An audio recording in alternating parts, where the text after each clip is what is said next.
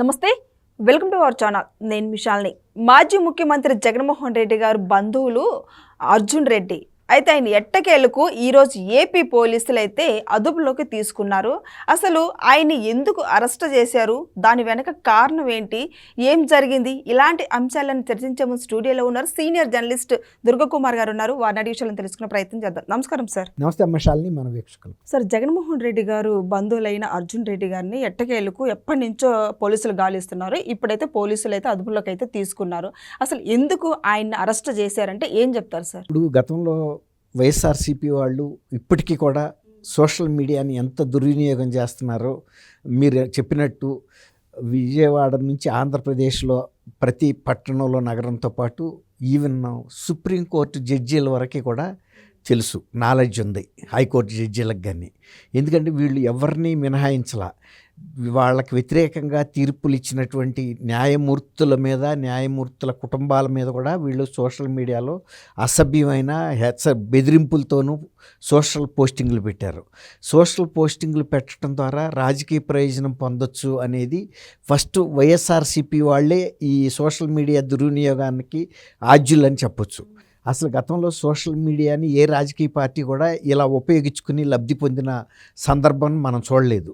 Social మీడియాని పూర్తిగా దుర్వినియోగం చేసి ప్రజల్ని మభ్యపెట్టి వంచి అమలు కాని హామీలు ఇవ్వటమే కాకుండా ప్రత్యర్థుల మీద కూడా దుష్ప్రచారం చేయడానికి కూడా వాళ్ళు సోషల్ మీడియాని వాడుకున్నారు.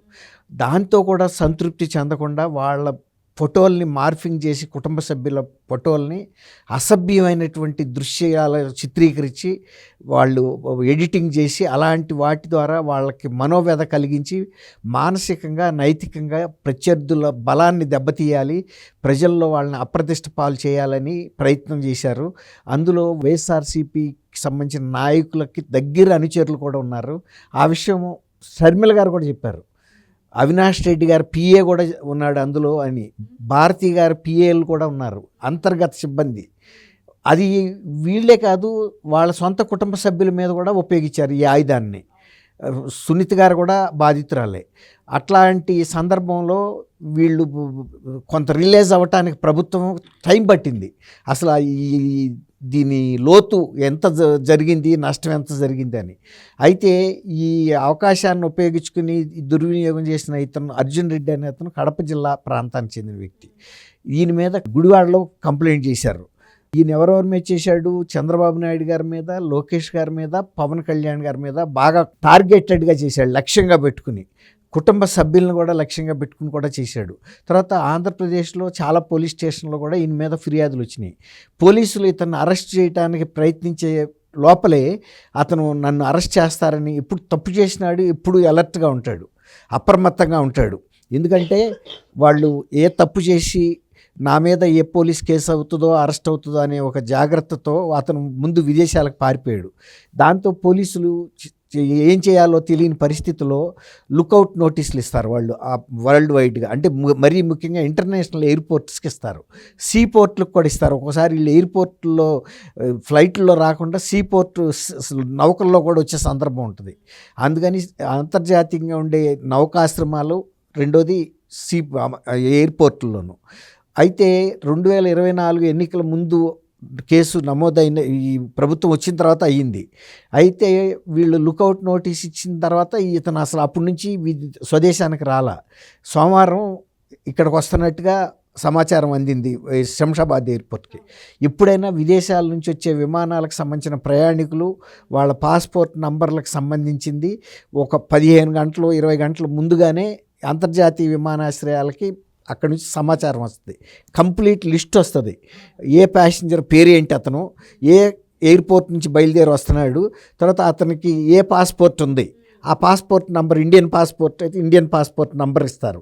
అట్లా ఏ దేశానికి చెందిన వ్యక్తి ఇతను, సిటిజన్షిప్ ఉంది అనేది అన్నీ వస్తాయి. అప్పుడు ఈ లుకౌట్ నోటీస్ ఇచ్చినప్పుడు వీళ్ళ కంప్యూటర్లో ఫీడ్ చేసి ఉంచుకుంటారు లుకౌట్ నోటీసులకు సంబంధించిన ఈ పాస్పోర్ట్ నంబరు, సిటిజన్షిప్, పేరు, డీటెయిల్స్ అన్నీ. అట్లాగే వాళ్ళకి ఎప్పుడైతే ముందు సమాచారం అందిందో వాళ్ళు గుడివాడ పోలీసులు లుకౌట్ నోటీస్ ఇచ్చారనేది వాళ్ళ దగ్గర ఉంటుంది కాబట్టి గుడివాడ పోలీసులకి ఇన్ఫామ్ చేశారు. గుడివాడ పోలీసులు వస్తారని ఆయనకి తెలుసు, అర్జున్ రెడ్డి ఏం తక్కువవాడు కాదు. ఎందుకంటే అరెస్ట్ చేస్తారని పారిపోయిన వ్యక్తి తను ఇండియా వస్తున్నప్పుడు తనకన్నా ముందే తనకు సంబంధించిన డీటెయిల్స్ శంషాబాద్ ఎయిర్పోర్ట్కి వస్తాయి. అక్కడ లుకౌట్ నోటీస్ నా మీద ఉంది కాబట్టి వాళ్ళు గుడివాడ పోలీసులకి ఇన్ఫామ్ చేస్తారని తెలుసు. అంతకన్నా తెలివిగా అతను ఏం చేశాడంటే లాయర్లను కూడా తెప్పించుకున్నాడు. అతను ఎయిర్పోర్ట్లో దిగే టైంకి గుడివాడ పోలీసులు వచ్చే టైం తెలుసు కదా, ఫలానా ఫ్లైట్ ఏ టైంకి వస్తాయని. అప్పుడు వాళ్ళు ఇది 7 సంవత్సరాల లోపు శిక్ష పడే కేసెస్లో అరెస్ట్ చేయాల్సిన అవసరం లేదు. అరెస్ట్ చేయకుండానే నోటీస్ ఇచ్చి పోలీస్ స్టేషన్కి పిలిపించుకోవచ్చు. కాబట్టి మామూలుగా అయితే గుడివాడ పోలీసులు అతన్ని స్వాధీనం పరుచుకుని వెంటబెట్టుకుని గుడివాడ తీసుకెళ్ళి ఇంట్రాగేట్ చేద్దాం అనుకున్నారు. కానీ వీళ్ళ న్యాయవాదులు వచ్చిన తర్వాత మీరు అరెస్ట్ చేయడానికి వీల్లేదు, అతని మీద ఉన్న సెక్షన్స్ 7 సంవత్సరాల లోపు శిక్ష పడేదే కాబట్టి మీరు CRPC 41A ప్రకారం నోటీసులు ఇవ్వండి. ఆ నోటీసులు ఇచ్చి ఏ రోజు మీకు పోలీస్ స్టేషన్కి రమ్మంటారో పోలీస్ స్టేషన్కి వస్తాడు అన్నప్పుడు పోలీసులకు కూడా వేరే అవకాశం లేక ఆ మేరకి అక్కడే ఎయిర్పోర్ట్లో 41A నోటీసులు ఇచ్చి వాళ్ళు పలానా రోజు రమ్మన్నారు. వెళ్తాడు ఇతను. వెళ్ళిన తర్వాత ఇంట్రాగేట్ చేసిన తర్వాత అరెస్ట్ కూడా చేస్తారు. ఎందుకంటే ఇతను చేసినవి ఇప్పుడు మామూలు కేసెస్ కాదు, మహిళలకు సంబంధించి వాళ్ళ మీద అసభ్యమైనటువంటి వీడియోలు తయారు చేసి పెట్టడం అనేది తీవ్రమైన అంశమే. తర్వాత ఎన్ని పోలీస్ స్టేషన్లు అయితే ఉన్నాయో గతంలో మీకు గుర్తుందో లేదో, అతను గతంలో పోసాని కృష్ణమురళి మీద కూడా ఇలాంటి కేసులే చాలా నమోదైనవి. అప్పుడు కూడా వాళ్ళకి అతనికి ఇచ్చినటువంటి మెటీరియల్ అంతా కూడా సాక్షి టీవీ వాళ్ళు ఇచ్చారు. తర్వాత అతను మాట్లాడిన ప్రెస్ కాన్ఫరెన్స్లో అభ్యంతరకరమైన అంశాలు సాక్షి పేపర్ రాసి పంపింది. అది నాకు తెలియదు, అందుకని నేను ప్రెస్ కాన్ఫరెన్స్లో చదివానని చెప్పినా కూడా అతను ఎక్కడెక్కడైతే పోలీస్ కేసులు నమోదైనయో అన్ని పోలీస్ స్టేషన్లు ఆంధ్రప్రదేశ్ పర్యటన చేశాడు.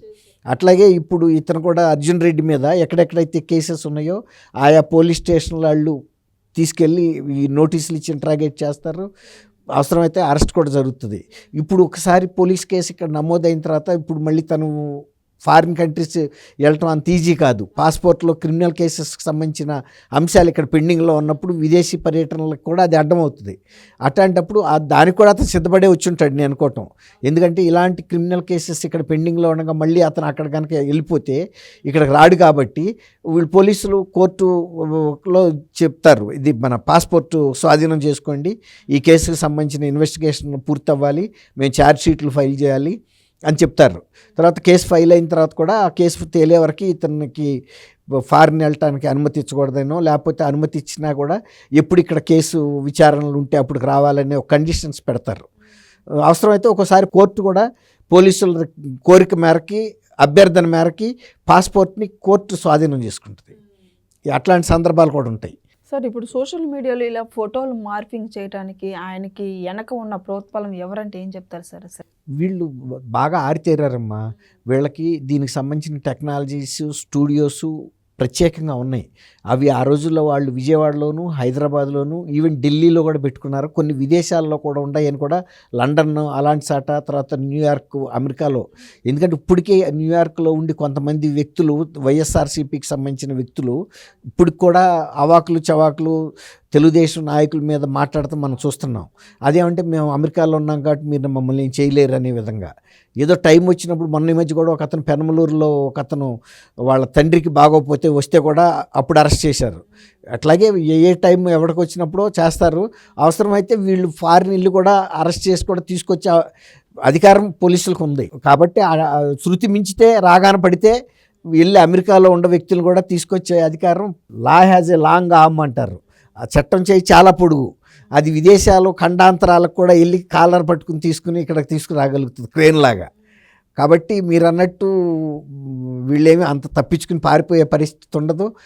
చట్టానికి దొరికే వరకే. ఒక్కసారి చట్టం దృష్టిలో పడిన తర్వాత చట్టం దృష్టి కూడా చాలా సూర్యకిరణాల్లాగా ఎక్కడికైనా దూసుకెళ్ళిపోగలుగుతుంది. Thank you sir. Thank you Shalini, మన వీక్షకులు.